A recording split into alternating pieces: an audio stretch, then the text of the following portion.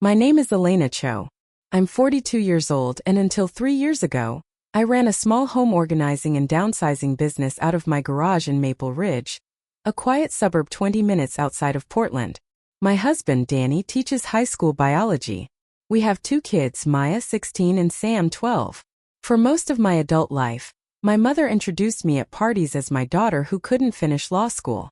She said it with a laugh, like it was a funny little quirk of mine, the way some people mention a daughter's allergy to shellfish.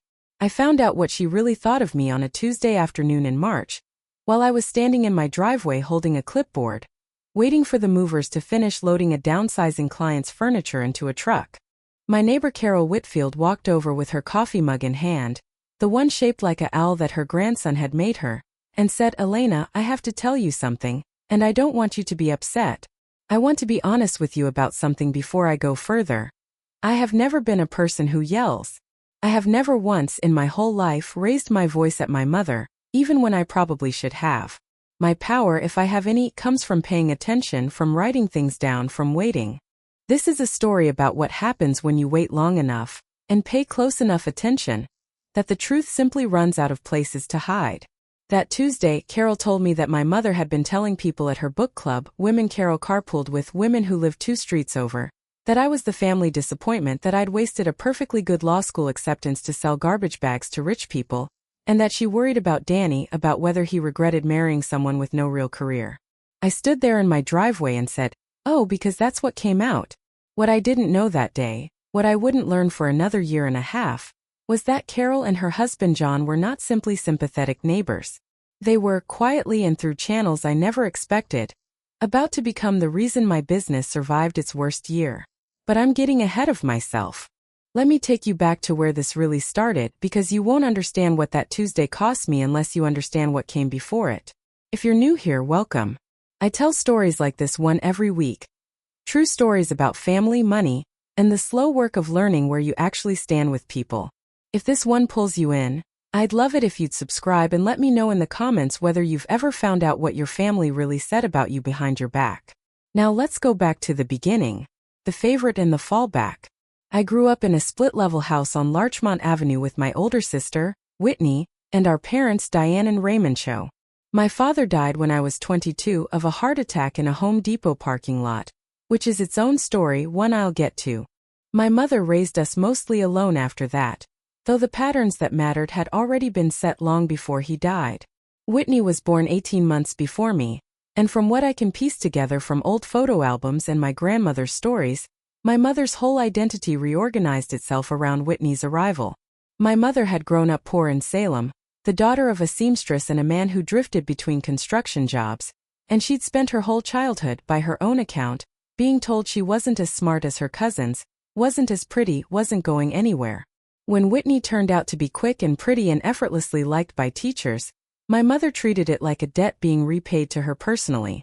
I don't say this to be cruel about my mother. I understood her even as a child in the way children understand things without having words for them. I knew Whitney's report cards mattered to her in a way that had nothing to do with Whitney. I was a different kind of kid. I was quiet, I organized my crayons by color without being asked, and I asked so many questions that my 3rd grade teacher, Mrs. Halloran, once told my mother at a parent conference that I had an unusually orderly mind. My mother repeated this story for years afterward, but never as praise. "Elena's always been the orderly one," she'd say, "not the sharp one like Whitney, but orderly." By the time I was 10, the roles in our house were fixed. Whitney was the one going places, and I was the one who'd be fine eventually, doing something practical. Nobody said this cruelly. It was simply understood, the way you understand which chair at the dinner table is yours. There's a specific memory I return to often. I was 11, and I'd spent 3 weeks organizing a neighborhood carnival to raise money for a family down the street whose house had burned down. I built a spreadsheet, a paper one, since we didn't have a home computer yet, tracking every dollar, every raffle ticket, every popsicle sold. We raised $412, which felt like an enormous sum. My mother came to the carnival for 20 minutes, took a photo of Whitney holding a stuffed animal she'd won at the ring toss, and left before I gave my closing announcement thanking everyone for coming. That night at dinner she said, "Whitney won the big teddy bear today. Everyone said she looked so cute doing it. Nobody mentioned the carnival was mine. I didn't correct her. I have never once in my life corrected my mother in the moment. I have only ever written it down later in my head, in a ledger that grew longer every year. Whitney's wedding and the first number. I want to tell you about specific numbers because I think numbers tell the truth in ways feelings sometimes can't. When Whitney got married in 2007, she was 28 and I was 26. My mother paid for the wedding, the whole thing $31,000, which I know because I saw the receipts years later, stacked in a folder labeled Whitney, big day in my mother's filing cabinet. The venue alone was $12,000. There was a live band. My mother wore a beaded lavender dress she'd had custom made. 18 months later, when Danny and I got married, my mother gave us $600 and a toaster oven. She told people we already did the big wedding with Whitney. Elena wanted something small and practical anyway, which is so like her. I hadn't wanted something small and practical. I'd wanted, quietly, the same kind of day my sister had gotten.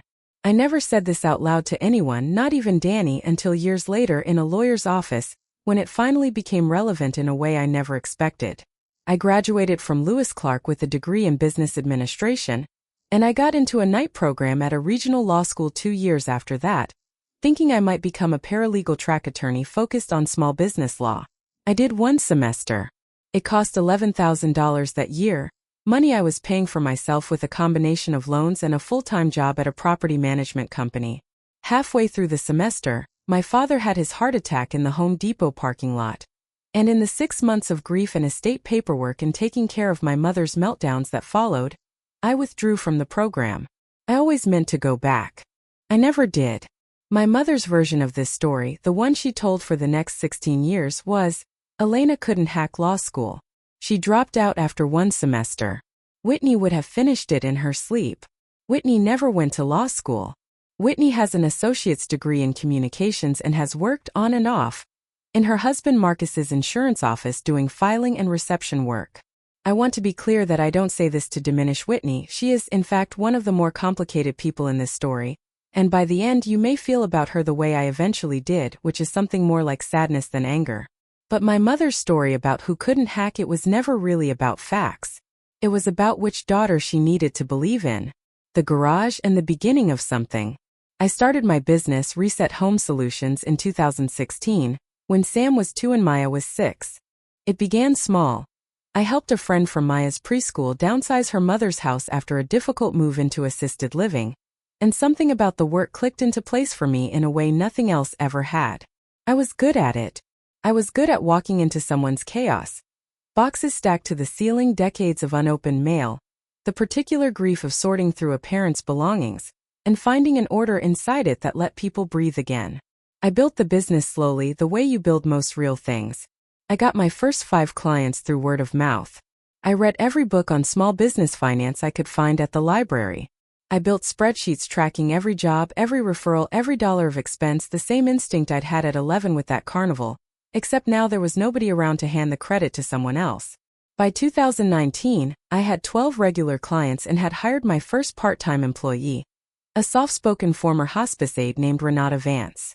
By 2021, I'd outgrown the garage and rented a small office and storage unit in a strip mall off Route 8.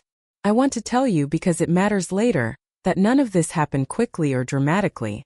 It happened the way most real businesses happen, slowly through hundreds of small decisions, most of them made alone at my kitchen table after the kids were asleep. My mother's response to all of this over 5 years was a kind of low, persistent static. When I told her I'd hired Renata, she said, "So you're a boss now? Of one person?" When I told her about the office, she said, "Well, I hope the rent's not too much. Marcus says commercial leases are a trap." When Maya's school asked me to speak on career day, my mother, upon hearing this, said, "What are you going to tell them, sweetheart? How to clean out a closet?" I never corrected her.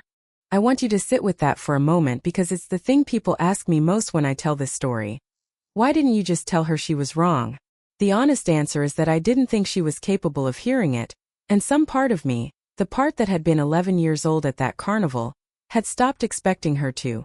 The loan Whitney got and the loan I didn't. In 2019, Whitney and Marcus wanted to renovate their kitchen.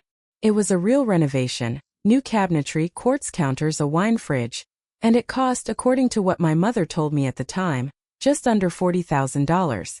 My mother gave them $18,000 toward it, calling it an early inheritance, and told them not to worry about paying it back.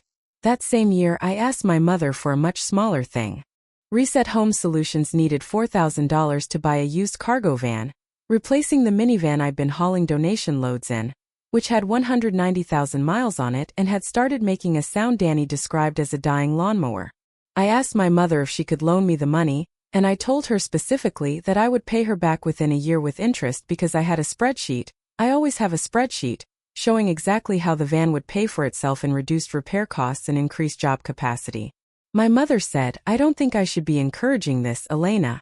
You have a family. You should be thinking about something more stable than a truck full of other people's junk."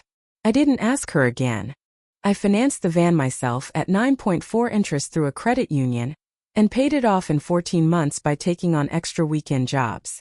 I found out 3 years later, going through some of my mother's paperwork after a health scare landed her briefly in the hospital, that the $18,000 to Whitney had never actually been called a loan on paper. It was simply gone, a gift, no different from money spent on groceries. I also found out in that same folder that my mother had, the same year she refused me $4,000 for a van, quietly opened a savings account for Whitney's daughter's future college fund and deposited $200 a month into it. There was no matching account for Maya or Sam. I want to be honest and tell you that finding this didn't surprise me. It only confirmed something I'd already, somewhere in my body, understood for a long time. Thanksgiving 2021. Every family has a holiday that becomes, in hindsight, the hinge the whole story turns on. For us, it was Thanksgiving of 2021, hosted as always at my mother's house on Larchmont, the house I'd grown up in. I'd brought a pumpkin cheesecake I'd spent all morning making, and I'd also brought, at my mother's request, 3 folding chairs from the storage unit at my office, because she was short on seating. Whitney arrived an hour late, empty-handed except for a bottle of wine, and my mother greeted her at the door saying, "Don't worry about being late, honey, you've had such a stressful year." At the table, my mother's cousin Patty, a woman I'd always liked, sharp-tongued and observant, asked me how the business was going. Before I could answer, my mother said, "Oh, it's going.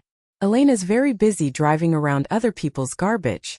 I keep telling her she should get a real office job, something with benefits, but she says she likes being her own boss." She said her own boss the way you'd say her own imaginary friend. Patty, to her credit, said, "Diane, she has an office and an employee. That is a real job." My mother laughed and waved her hand and said, "Well, it's not law school, is it?" And the table moved on the way tables do, because nobody at a holiday dinner wants to be the one who makes it uncomfortable. I remember exactly what I felt in that moment, because it's the kind of thing I've since learned to notice and name rather than swallow. My face got hot. My hands, under the table, pressed flat against my thighs. I felt something I can only describe as a small cold click, like a door quietly shutting somewhere inside my chest. I did not say anything.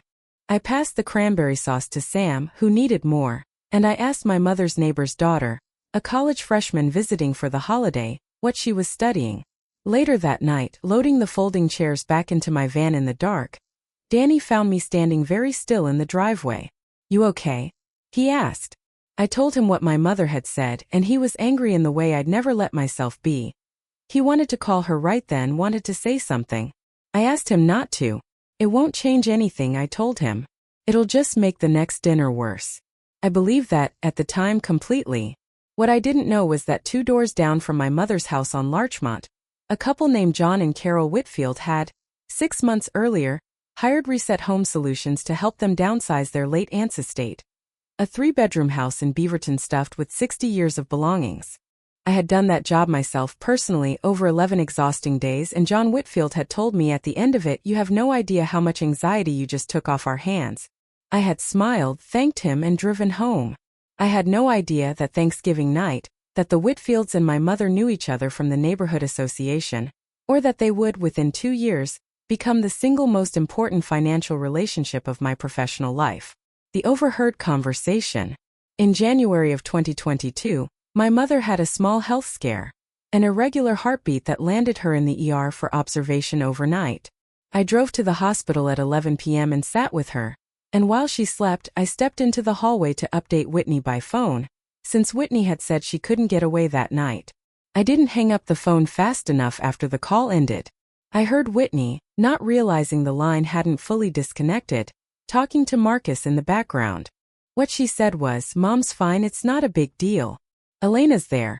She loves playing nurse. It makes her feel important since her little business thing isn't exactly taking off." I stood in that fluorescent hallway holding my phone and felt that same cold click from Thanksgiving. Except sharper. I want to tell you I confronted her about it. I didn't. I hung up, went back into my mother's room, and sat in the vinyl chair until 6 in the morning thinking about spreadsheets, about the carnival, about the toaster oven, and about a business that, by any honest measure, was doing better than not exactly taking off.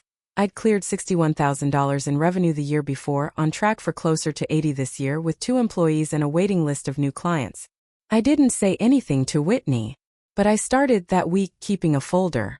Not a folder of grievances. I want to be clear about that because grievance collecting isn't who I am and it isn't what this story is about.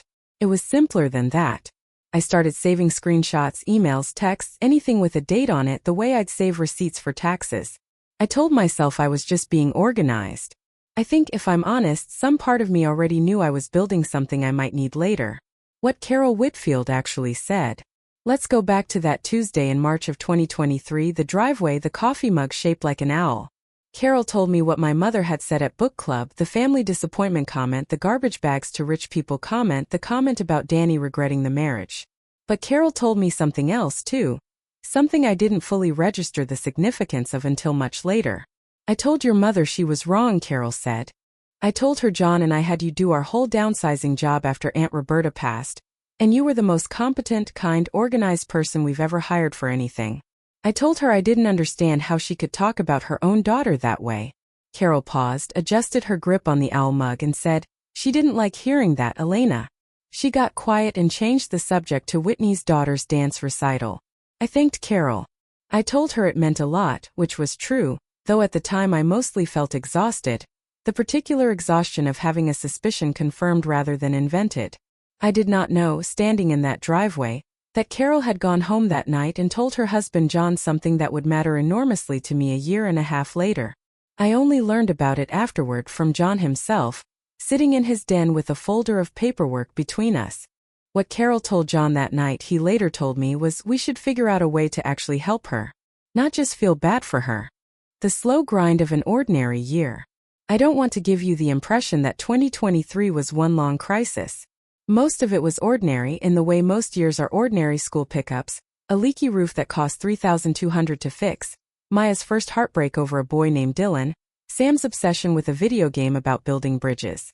I mention this because I think stories like mine sometimes get told as though every day was a battle, and that's not true, and it's not fair to the years themselves. Most of my life in that period was simply my life. Full, tiring, occasionally sweet. But underneath the ordinary days, 2 things were quietly building. The first was my business, which had grown to the point where I needed real capital, not $4,000 for a van, but closer to $60,000 to lease a proper warehouse space, buy a second box truck, and hire 2 more employees because I'd started getting calls not just for downsizing but for full estate liquidations, a much more profitable service if I could scale it. I'd taken the idea to my bank, gotten pre-approved for part of a small business loan, and was still short by about $22,000 of what I actually needed to do it properly rather than half-measure it. The second thing building quietly was my mother's talk. It didn't stop after Carol confronted her. If anything, it got more specific.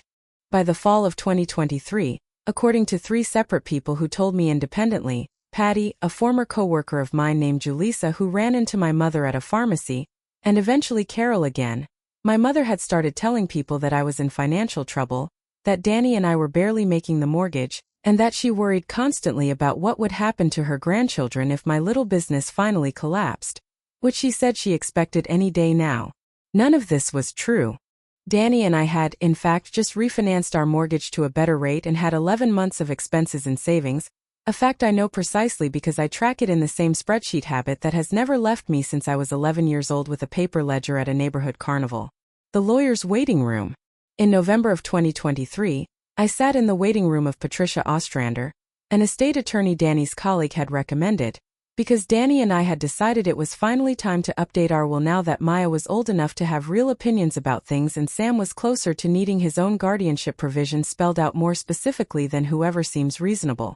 While I waited, flipping through a 3-year-old copy of a home design magazine, I overheard through the thin wall a voice I recognized. It was John Whitfield in the office next door, which I hadn't realized was the same suite. Ostrander shared a floor with 2 other small practices, and John's accountant, it turned out, kept an office directly adjacent. I didn't mean to eavesdrop. I want to be honest about that because eavesdropping isn't something I'm proud of and it isn't a habit I'd recommend. But the wall was thin and I heard my own name. Elena Cho, John was saying to someone I couldn't identify. The one who did our downsizing job. Carol and I have been talking about it for months. I want to look at what it would take to put some real money behind her, not a loan, an actual investment if she'd take it. That business is going to outgrow her currently. She's just too stubborn or too proud to ask anyone for real help. I sat very still in that waiting room chair. I did not know in that moment whether to be moved or humiliated, and I remember feeling both at once, which is a strange and specific kind of dizziness. I said nothing. I did not knock on the wall or introduce myself through it. I went in for my own appointment 15 minutes later, updated my will, named my sister Patty, not Whitney, my mother's cousin, the same Patty from Thanksgiving, as backup guardian for the kids if anything happened to both Danny and me, and drove home turning John's words over and over in my mind like a stone I couldn't put down. The proposal over coffee. 3 weeks later, in early December, Carol invited me over for coffee, which wasn't unusual. We'd become genuinely friendly neighbors over the 2 years since the Whitfield job, the kind who wave from driveways and occasionally trade zucchini and complaints about the homeowners association. But this time John was home too, sitting at the kitchen table with a manila folder in front of him, which was unusual, because John worked long hours at his engineering firm and was rarely home before 6. "We want to talk to you about something," Carol said, "and I want you to know up front that you can say no, and it won't change anything between us." John opened the folder. Inside were printed pages, a rough business plan template, some numbers, a few notes in his handwriting. "Carol told me what happened with your mother," he said. "I'm not going to pretend that's why we're doing this because it's not. We've been talking about this since the estate job, honestly.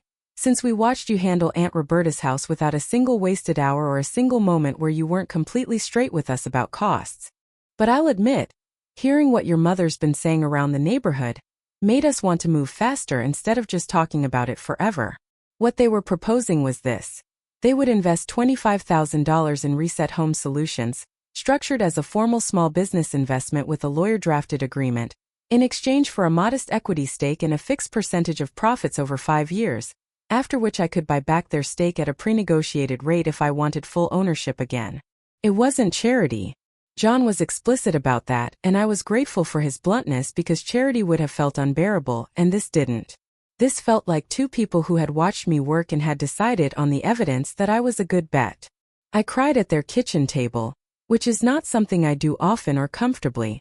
I told them I needed to think about it, to run the numbers, to talk to Danny and to an accountant.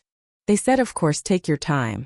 I want to tell you, because it matters to the shape of this story, that I did not say yes right away out of some performance of humility. I said I needed time because that is genuinely how I make every decision that matters, slowly on paper with real numbers in front of me, the same habit that had once organized a carnival and would eventually organize a confrontation. The decision. I spent the next 6 weeks doing exactly what I do with everything.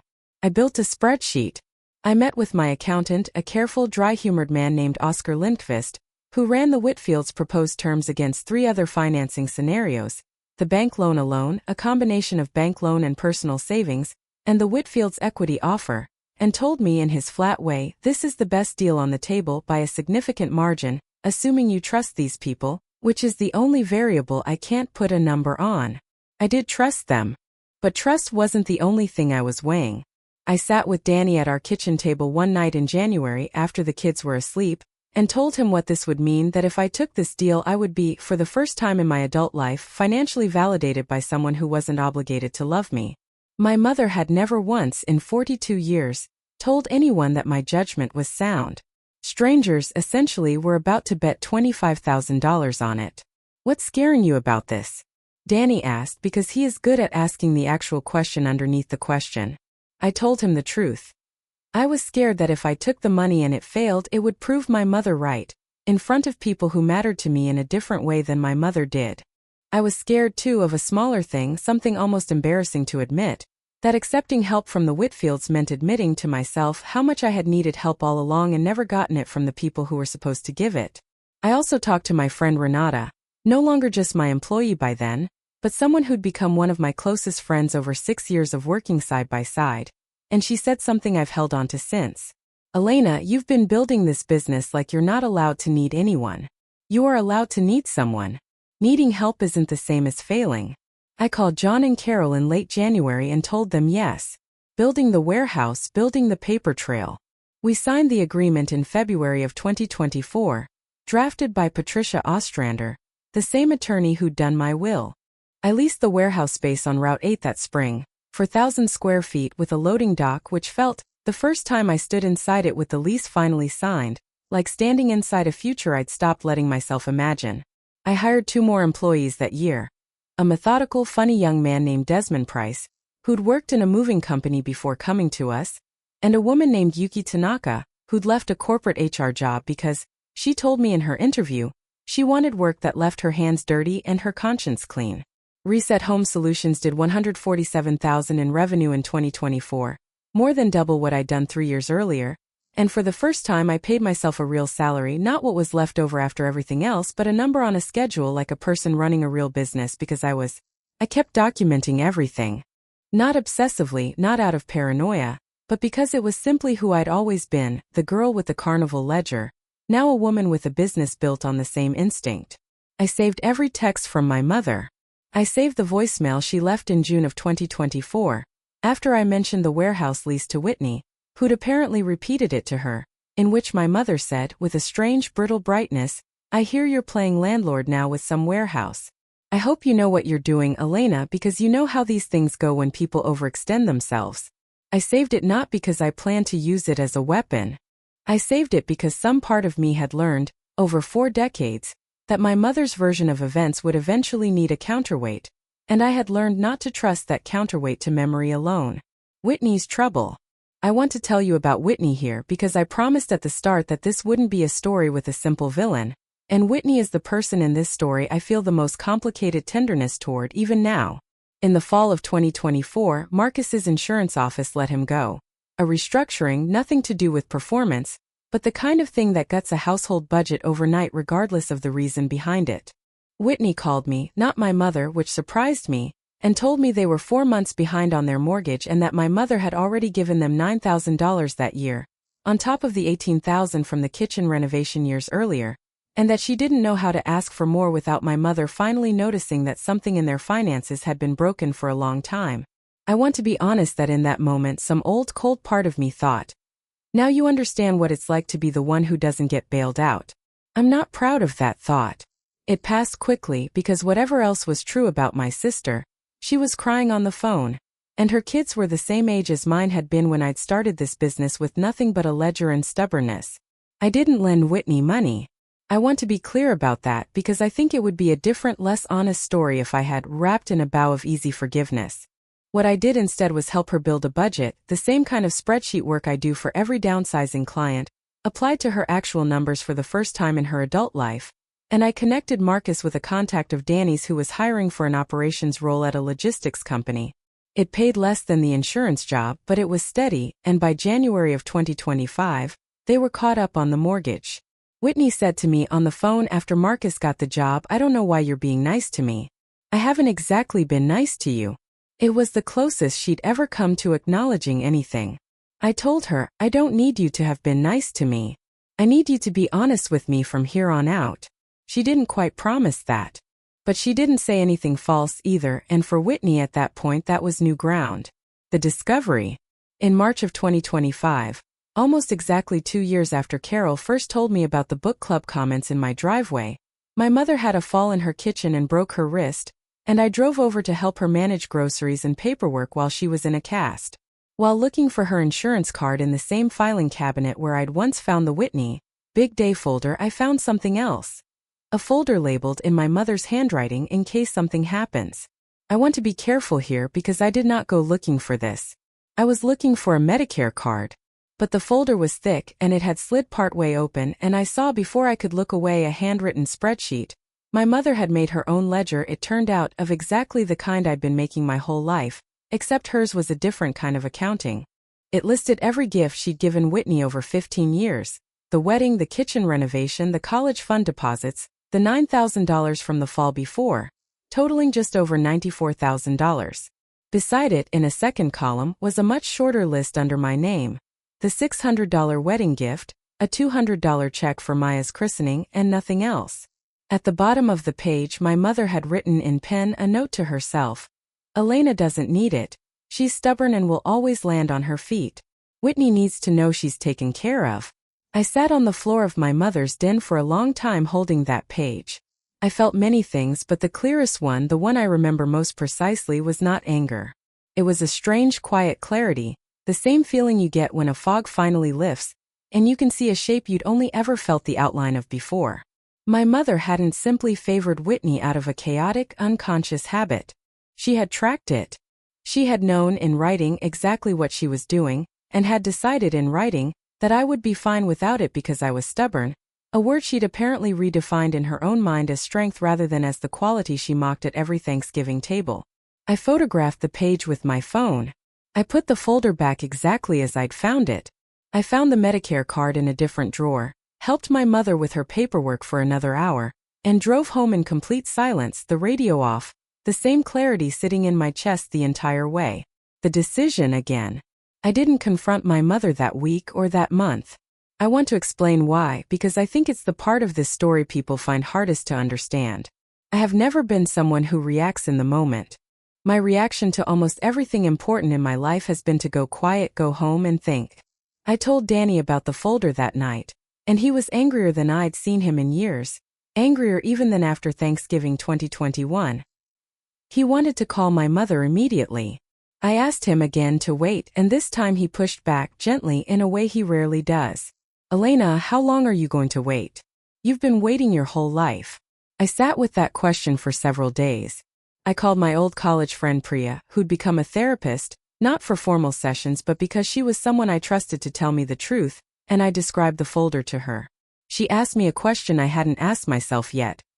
What do you actually want to happen if you bring this up? Do you want her to apologize?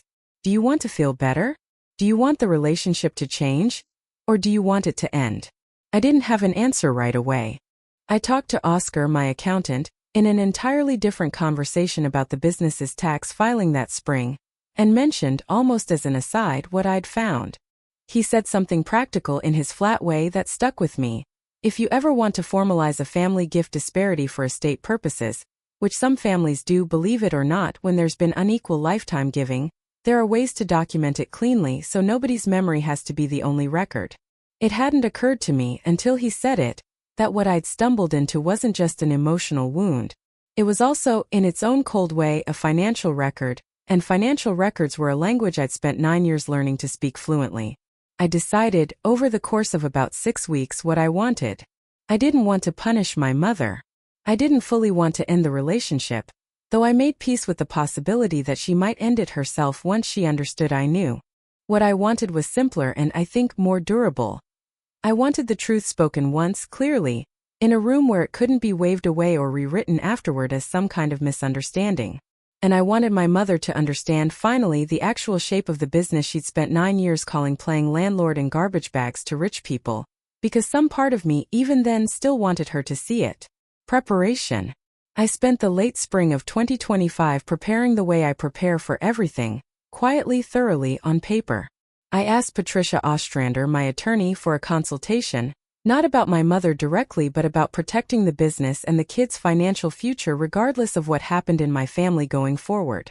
We restructured Reset Home Solutions into an LLC with clearer ownership documentation, partly for tax reasons Oscar had recommended anyway, but partly, I'll admit, because some part of me wanted every piece of what I'd built to be undeniable, on paper, to anyone who might ever try to minimize it again. I gathered the photographs I'd taken of my mother's ledger. I compiled in a single folder on my laptop the voicemail from June 2024, screenshots of texts going back to 2022, and a simple unemotional timeline I built the way I build every timeline for a downsizing client, dates on the left, events on the right, no editorializing. I printed the business's 2024 tax return, the actual number $147,000 in revenue, $61,000 in net profit before my own salary, because I knew if this conversation happened, my mother's version of my business, some warehouse thing playing landlord, would need a plain fact standing next to it. I talked to Whitney once in May without showing her the folder's contents but telling her honestly that I'd learned something significant about how our mother had handled money over the years, and that I intended to bring it up probably at some point over the summer, and that I wasn't doing it to hurt her. Whitney went quiet on the phone for a long moment and then said, "I always knew it wasn't even. I never let myself add it up." I told her she didn't have to do anything with that. I just didn't want her blindsided. I told Carol and John too, not the full financial details, but the shape of what I'd found and what I was planning. Carol hugged me in her kitchen and said, "You don't owe her a performance, Elena. Whatever you decide to say, you don't have to say more than what's true." It was, I think, the single most useful piece of advice anyone gave me that whole year. The 4th of July. We were all at my mother's house on Larchmont for the 4th of July. My mother, Whitney and Marcus and their 2 kids, Danny and me and Maya and Sam, and because my mother had invited them that year for the first time in ages, Carol and John Whitfield, who'd become closer with my mother over the neighborhood association despite everything, in the strange way that suburban geography sometimes overrides emotional history. I hadn't planned to raise anything that day. I want to be honest about that. I didn't walk into that barbecue with a script. But partway through the afternoon, standing by the grill, my mother said to Carol in a voice pitched to Carrie, "You know, I keep telling Elena she should think about something more stable than this whole warehouse business. I worry so much. I don't think people understand how precarious these little operations really are." Carol looked at me. I looked at my mother. And I felt, for the first time in my adult life, that the moment I'd been quietly preparing for had simply arrived on its own, without my having to force it. "Mom," I said, and my voice, I remember, was completely level, the same voice I use with a grieving client standing in the middle of 40 years of their mother's belongings. "Can I show you something? I think it would help if you understood the actual numbers instead of guessing at them." My mother laughed, a little uncertainly. "What numbers?" I asked her if we could step inside for a few minutes, just the 2 of us. She agreed, mostly I think because Carol and John were standing right there and she didn't want to make a scene in front of them, which is itself a kind of tell I'd learned to notice over the years. We went into the den, the same den where I'd found the folder 4 months earlier, and I opened my laptop. I showed her the 2024 tax return first, the plain number, $147,000 in revenue. I watched her face do something complicated, not quite surprise, more like the effort of recalculating a story she told herself and other people for 9 years. "That's the business you've been calling a garbage hauling hobby," I said, still level, still quiet. "I wanted you to see the actual number because I think you've been telling people something that isn't true, and I don't think you realized how much I knew about it." "Elena, I don't know what you're." "I know about book club," I said.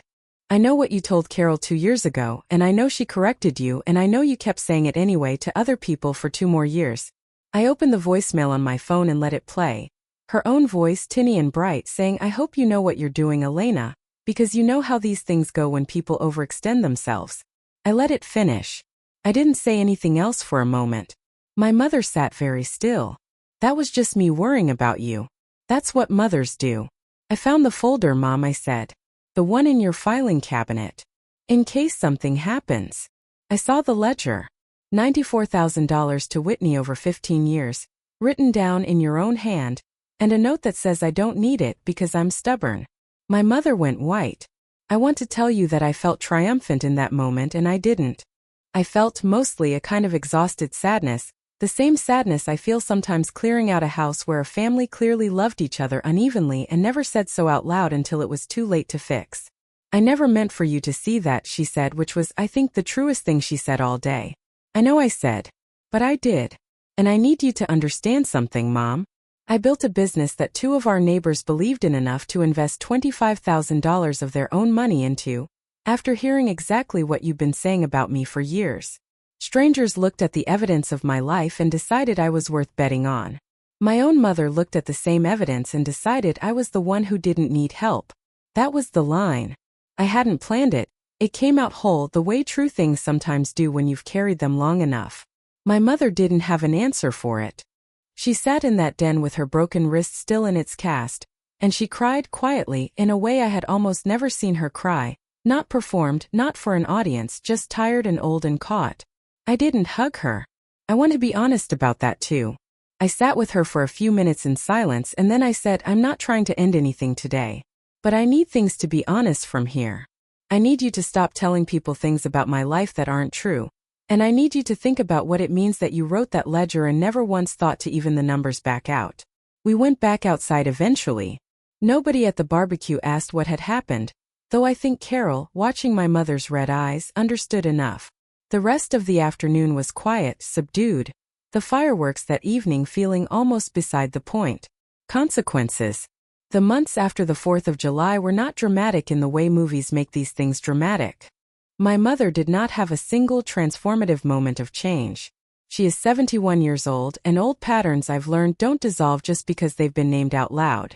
What did happen slowly, over the fall of 2025? My mother stopped, as far as I can tell, telling people I was struggling financially.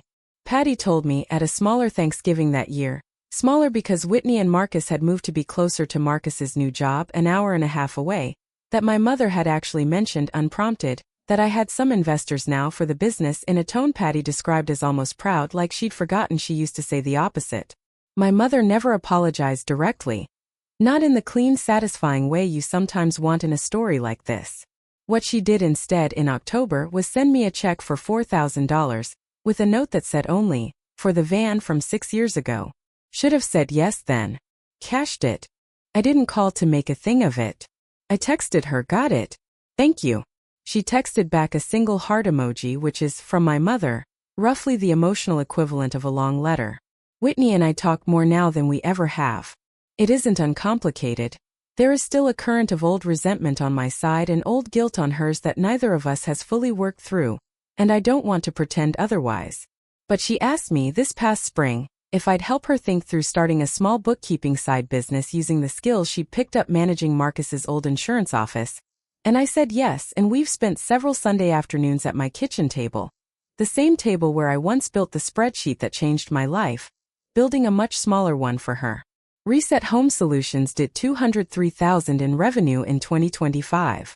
John and Carol's investment converted at the end of that same year into a formal minority equity stake, exactly as the original agreement specified, and I have quietly started setting aside money to eventually buy back their full share, not because I want them gone from the business but because I want to prove to myself on paper that I could carry the whole weight alone if I ever needed to.